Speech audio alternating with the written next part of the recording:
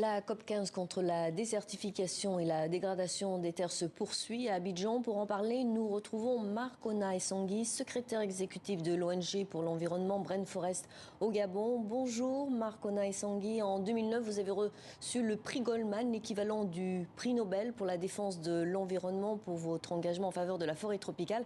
Aujourd'hui, votre combat continue. Une COP15, je viens de le dire, s'est ouverte lundi à Abidjan. Qu'attendez-vous de cette réunion internationale ? Bonjour madame, merci pour l'opportunité qui m'est donnée. La première observation que je voudrais faire, c'est au niveau des États africains. J'ai suivi le reportage, les financements dont on parle, ce sont des financements qui viennent de l'extérieur. Il va falloir que les Africains aient une vision par rapport à cette problématique. Quelles sont les sommes injectées dans les budgets de l'État pour venir à bout de ce phénomène au niveau de nos différents États? Ça, c'est la première observation. La deuxième observation, c'est un problème de gouvernance. Vous avez des projets dans nos différents pays qui sont des projets dévastateurs de nos écosystèmes.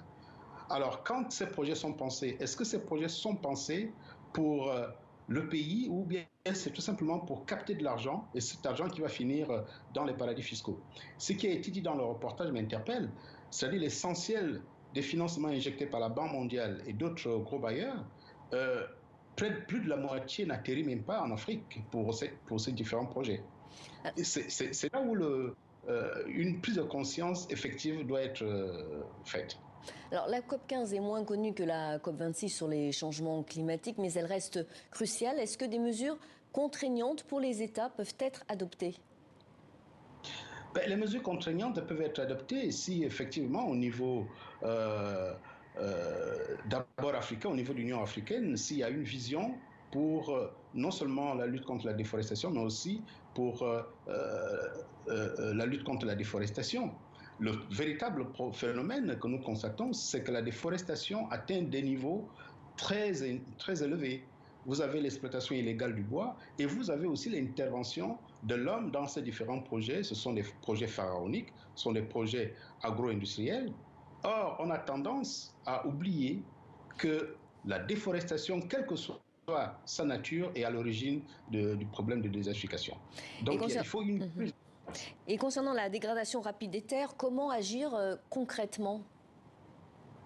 Pour agir complètement, il faut faire confiance aux populations africaines qui ont des pratiques agricoles qui sont des pratiques durables, contrairement à ce qui se fait dans des grands projets où on fait intervenir des pesticides, on fait intervenir des engrais qui détruisent les sols. Je pense que nous avons suffisamment de moyens en Afrique pour arrêter cette dégradation des terres.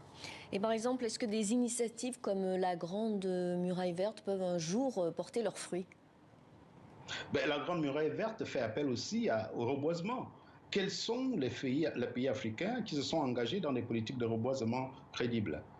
On ne reboise pas pour faire plaisir à un bailleur de fonds, on reboise parce que l'arbre fait partie de notre environnement, de notre nature. Et non seulement il faut reboiser pour lutter contre la désertification, mais il faut aussi reboiser pour que certaines essences puissent jouer leur rôle dans la lutte contre les changements climatiques. Mais malheureusement, pour la part du gain, on est prêt à sacrifier cet écosystème vert pour de l'argent. Est-ce qu'il faut des grandes initiatives ou est-ce que des petits projets peuvent faire changer les choses et les mentalités ? C'est d'abord un problème de mentalité, c'est d'abord un problème de vision, c'est aussi un problème de réappropriation de nos techniques agricoles. On a tendance à penser que le paysan africain est d'abord le premier à être à l'origine de cette dégradation.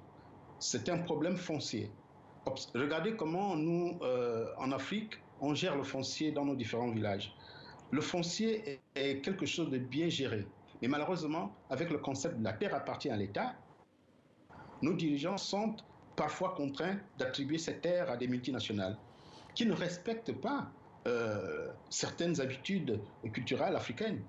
Et je pense qu'il va falloir il faut donner le pouvoir et les moyens à nos artisans africains, à nos peuples africains pour la gestion de tous ces phénomènes. Alors une dernière question très rapidement. Qui dit désertification dit perte de terres cultivables. Alors comment concilier la lutte contre le changement climatique et l'avenir des populations qui vivent de la terre ? Ben, c'est là le grand problème. Encore une fois, je voudrais tout simplement que la science traditionnelle que, qui a survécu depuis des siècles puisse être mise sur la table dans les réflexions. Mais quand on écarte ceux qui détiennent cette science des grandes réflexions au niveau de nos administrations, ben, on est comptable de tout ce qui est en train de se passer. Parce que les gardiens du temple, les grands savants de nos écosystèmes, ce sont d'abord ces populations qui vivent là-dessus depuis des millénaires. Mais les écarter aujourd'hui, parce qu'on est en train de penser des projets de développement qui ne profitent presque pas aux populations, et je pense que là, on court un grand risque pour l'avancée du désert. Quand on écarte les populations locales à la réflexion pour ce grand projet. Merci beaucoup pour cet entretien, Marcona Essangui. Je rappelle que vous êtes secrétaire exécutif de l'ONG pour l'environnement Brain Forest. Merci pour cette intervention depuis Libreville.